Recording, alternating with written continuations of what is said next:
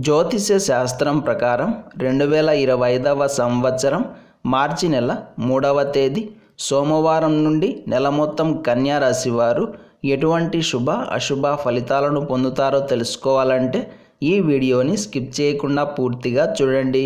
అలాగే తప్పకుండా మా ఛానల్ని సబ్స్క్రైబ్ చేసుకోండి. ఈ మాసం కన్యా రాశి వారికి గురువు మరియు శని ఇద్దరూ లక్షణంగా సంపూర్ణంగా యోగిస్తున్నారు. వీరి అనుకూలత మీకు జాక్పాట్ లాంటిదని స్పష్టంగా చెప్పవచ్చు. ఒకవేళ కష్టం, ఇబ్బంది, నష్టం ఉన్నప్పటికీ అవన్నీ తాత్కాలిక సమస్యలే అవుతాయి. రాబోయే రోజుల్లో వీరు మీకు పరిపూర్ణమైన శుభ ఫలితాలను అందిస్తారు. భవిష్యత్తు ఒక్కసారిగా మారిపోయినా ఆశ్చర్యపోవాల్సిన పనేమీ లేదు. ఈ మాసం వరకు అయితే మాత్రం కన్యా రాశి వారికి కాలం మొత్తం మధ్యస్థంగా సాగుతోంది. లాభాలు లేవు, అలాగని నష్టాలు కూడా ఉండవు. ఈ సమయంలో మీకు ఖర్చులు బాగా పెరుగుతాయి. అయితే ఖర్చులన్నీ అవసరమయ్యే విధంగానే ఉంటాయి. వృధా ఖర్చు చాలా తక్కువగా ఉంటుంది. ప్రేమికులు చాలా జాగ్రత్తగా ఉండాలి. తల్లిదండ్రులు మీ ప్రేమను గుర్తించే అవకాశం ఉంది. కాస్త జాగ్రత్త వహించండి. ఒకవేళ మీ ప్రేమ గురించి ఇంట్లో వాళ్ళకు తెలిస్తే వారిని మీరు ఒప్పించే ప్రయత్నం చేయాలి. అంతే తప్ప ఇంట్లో నుండి వెళ్ళిపోయే తప్పు మాత్రం చేయకండి. ప్రేమికుడు లేదా ప్రేమికురాలు వీరి పట్ల కూడా మీరు కేర్ఫుల్గా ఉండాలి. నమ్మించి మోసం చేసే అవకాశాలు ఉన్నాయి. కాబట్టి ముందే జాగ్రత్త వహించండి. ఒక్కోసారి ప్రేమికుల మధ్య అసంతృప్తి నెలకొనవచ్చు. కాబట్టి కేర్ఫుల్గా ఉండండి. కుటుంబంలో కూడా కలహాలు పెరుగుతాయి. వీటిని ఏ విధంగా బయటకు తీసుకురావాలో తెలియక కాస్త ఇబ్బందులు కూడా పడతారు. దీని కారణంగా అయోమయంలోకి వెళ్ళిపోతారు. అస్తవ్యస్తంగా పనులను చేస్తారు. ఏది ఏమైనా మీ జాగ్రత్తలో మీరు ఉండడం మంచిది. ఎదుటివారితో మాట్లాడేటప్పుడు చాలా తక్కువగా మాట్లాడే ప్రయత్నం చేస్తారు. ఒక్కోసారి ఎదుటి వ్యక్తులు మీకు కనీసం మాట్లాడే స్వేచ్ఛను కూడా ఇవ్వకపోవచ్చు. పరిస్థితులన్నీ తారుమారు కావచ్చు.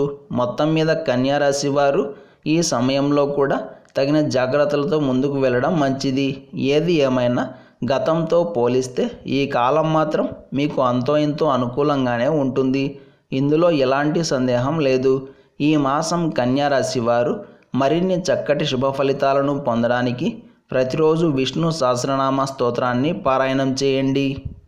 ఈ సోమవారం రోజున ఉన్నటువంటి తిథి చవితి, నక్షత్రం అశ్విని నక్షత్రం, రాహుకాలం ఉదయం 7:30 నుండి 9 గంటల వరకు, యమగండం ఉదయం 10:30 నుండి 12 గంటల వరకు, సూర్యోదయం 6:21, సూర్యాస్తమయం 6:14, అమృతకాలం ఉదయం 8:15 నుండి 9:44 వరకు, తిరిగి రాత్రి 2:07 నుండి తెల్లవారుజామున 3:36 వరకు, దుర్ముహూర్తం మధ్యాహ్నం 12:40 నుండి 1:28 వరకు, తిరిగి మధ్యాహ్నం 3:03 నుండి 3:50 వరకు. ఈ రోజంతా శుభప్రదంగా సాగడానికి, చేయాలనుకున్న పనులు సక్రమంగా పూర్తి కావడానికి ఈ సోమవారం రోజు ఉదయం శ్రీ మహాలక్ష్మి దేవికి పసుపుతో అర్చన చేసి అదే పసుపును ఒంటిపై ధారణ చేయండి. ఇలా చేసి దినచర్యను ప్రారంభం చేస్తే అంతా శుభమే కలుగుతుంది. ఈ సోమవారం రోజు మీకందరికీ ఉపయోగపడే ఒక ముఖ్యమైన పరిహారం గురించి చెప్పాలి. మనకున్న ఆర్థిక సమస్యల నుండి బయటపడి ఎక్కడో ఒక దగ్గర నుండి ₹1 పుట్టడానికి, ఆర్థిక మార్గాలు మెరుగుపడడానికి ఈరోజు సాయంత్రం లోపుగా ఈ పరిహారం పాటించండి.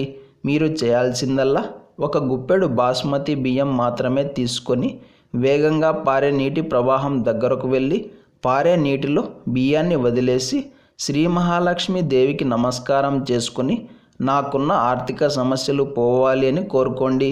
ఈ పరిహారం ఈరోజు చేస్తే మాత్రమే ఫలితం ఉంటుంది. లేకుంటే ఎటువంటి లాభము ఉండదు.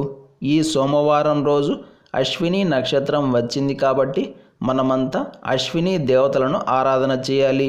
అశ్విని స్తోత్రాలను పారాయణం చేయాలి. ఈ రోజున ఎవరికైనా పేదలకు మందులను దానం చేస్తే మీకున్న మొండి అనారోగ్య సమస్యలు తగ్గుతాయి.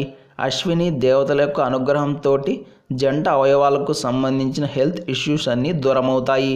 అలాగే ఈరోజు సాయంత్రం పరమశివుడికి చెరుకు రసంతో అభిషేకం చేస్తే చక్కటి ఆరోగ్యం ప్రాప్తిస్తుంది.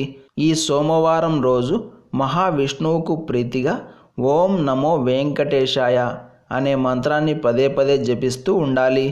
ఇలాగే ప్రతిరోజు పంచాంగ వివరాలను తెలుసుకోవడానికి మా ఛానల్ని ఇప్పుడే సబ్స్క్రైబ్ చేసుకోండి.